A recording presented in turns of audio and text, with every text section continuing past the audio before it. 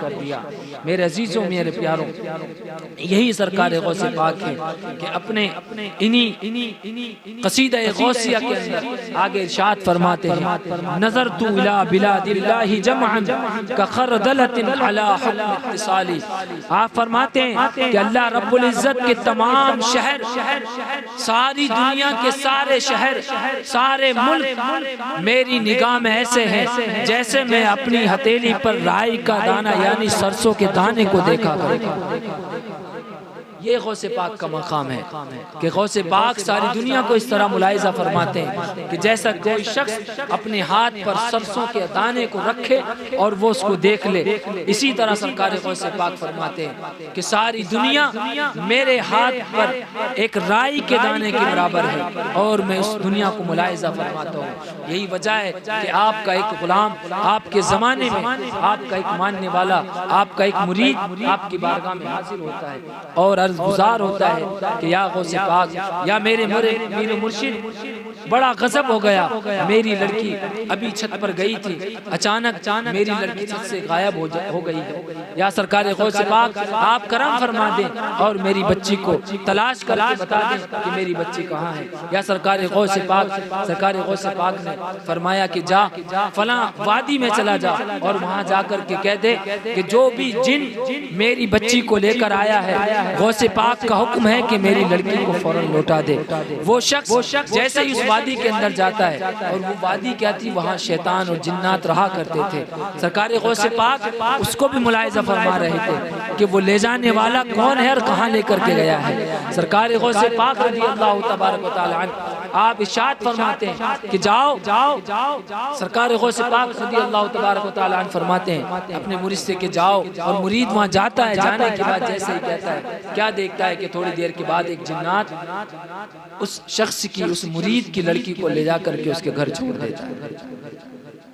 اور یہی غوث پاک ہے کہ آپ فرماتے ہیں کہ دنیا کے کسی بھی کونے سے میرا ماننے والا اگر مجھے پکارے، اگر میری فریاد کرے، اگر میری بارگاہ سے گہار لگائے، تو سرکار غوث پاک فرماتے ہیں کہ میرا مرید اگر ہزاروں میل کی دوری پر ہو اور وہ مصیبت کے اندر مجھے پکارتا ہے تو میں اس کی مدد کے لیے پہنچایا کرتا ہوں۔ یہی وجہ ہے کہ سرکار غوث پاک ہے اپنے مریدین کے درمیان میں بیٹھے ہوئے ہیں۔ سرکار غوث پاک سارے مریدین بیٹھے ہوئے ہیں، کیا دیکھتے ہیں کہ غوث پاک نے اچانک اپنا ہاتھ چادر مبارک کے اندر کیا، اور جب آپ نے اپنا ہاتھ اپنا دست مبارک ہاتھ سے چادر سے نکالا تو آپ کے دست مبارک سے پانی کے قطرات ٹپک رہے، پانی ٹپک رہا تھا۔ سارے مریدین دیکھ کر کے حیران ہو گئے، پریشان ہو گئے کہ آخر کیا معاملہ ہے کہ ہمارے پیر و مرشد نے اپنا ہاتھ اپنی چادر میں ڈالا، لیکن جب ہاتھ باہر نکالا تو آپ کے ہاتھ سے پانی ٹپک رہا ہے۔ کیا دیکھتے ہیں کہ کچھ دیر کے بعد کچھ آنے والے آئے، کچھ مسافر آئے، اور آنے کے بعد فرمایا کہ یا غوث پاک، آپ کی بڑی مہربانی ہوئی، آپ کی بڑی کرم نوازی ہوئی کہ ہم ایک کشتی میں سوار ہو کر کے، ایک بارات کے ساتھ میں ہم لوگ کشتی میں سوار ہو کر کے آ رہے تھے، اچانک سمندر کے اندر، دریا کے اندر طوفان اٹھتا ہے اور وہ کشتی ڈوبنے لگتی ہے۔ یا غوث پاک، ہم لوگوں نے، آپ کے ماننے والوں نے آپ کو پکارا تو ہم نے کیا دیکھا کہ سمندر کے اندر ایک ہاتھ نمودار ہوتا ہے جو کشتی کو ڈوبنے سے بچا کر کے، اس کشتی کو ڈوبنے سے بچاتا ہے اور نکال کر کے کنارے پر کر دیتا ہے۔ تو سارے مریدین سمجھ گئے کہ جب غوث پاک نے اپنی چادر پاک کے اندر ہاتھ کیا تھا تو انہی لوگوں کو بچانے کے لیے ہاتھ کیا تھا۔ میرے عزیزوں، میرے پیاروں، یہی سرکار غوث پاک ہے کہ جن کو اللہ رب العزت نے بڑا مقام عطا فرمایا ہے، اور یہ اہل سنت والجماعت کا نصیبہ ہے، یہ ہمارا اور آپ کا نصیبہ ہے کہ ہم لوگ ایسے بزرگوں کے ماننے والے ہیں، ہم لوگ اولیاء کرام کے ماننے والے ہیں، ہم لوگ اولیاء کرام کے ماننے والے، ہم ان کی محفلیں سجانے والے، ہم ان کے مزارات پہ جانے والے، ہم ان سے مدد طلب کرنے والے لوگ ہیں، اور ہمارا ایمان اور یقین ہے، اہل سنت والجماعت کا یہ ایمان اور یقین اور عقیدہ ہے کہ ہم اللہ والوں سے جب پکارتے ہیں، ہم ان سے جب مانگتے ہیں تو وہ ہمیں عطا فرماتے ہیں، اور ہم ان کو اللہ سمجھ کر نہیں مانتے بلکہ ہم ان کو غیر اللہ سمجھ کر مانتے ہیں۔ جب کوئی سنی کسی اللہ والے کے مزار پر جاتا ہے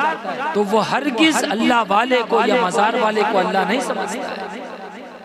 بلکہ اس کو یہ سمجھتا ہے، ان مزار والوں کو یہ سمجھتا ہے کہ یہ اللہ کے محبوب بندے ہیں، انہوں نے اپنی ساری زندگی اللہ کو راضی کرنے میں گزاری ہے۔ آج میں ان کے مزار پر آ کر کے اگر ان کے وسیلے سے اللہ سے مانگوں گا تو اللہ رب العزت مجھے کبھی خالی نہیں لوٹائے گا۔ یہی وجہ ہے کہ ہم لوگ جاتے ہیں اور اپنی مرادوں کو ان اولیاء اکرام کی بارگاہ سے وابستہ کرتے ہیں، اور اللہ رب العزت ان کے صدقے میں ہمارے خالی دامنوں کو، ہماری مرادوں کو پورا فرما دیتا ہے۔ میرے عزیزوں، میرے پیاروں،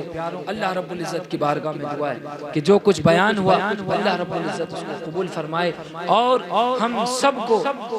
اولیاء اکرام سے محبت کرنے والا بنائے، اور ہم سب کو ان اولیاء اکرام کی زندگی پر عمل کرنے کی توفیق عطا فرمائے۔ کیوں میرے عزیزوں، میرے پیاروں، یہی وہ اولیاء اکرام ہیں کہ جن کے بارے میں حضرت سفیان بن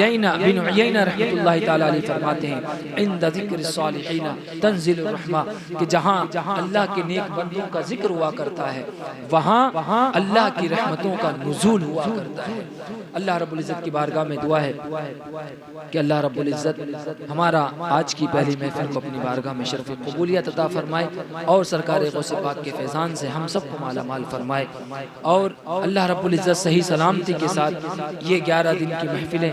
منانے کی اور منعقد کرنے کی توفیق عطا فرمائے۔ آمین بجاہ النبی الکریم۔ استغفر اللہ ربی من کل ذنب واتوب الیہ۔ السلام علیکم ورحمۃ اللہ وبرکاتہ۔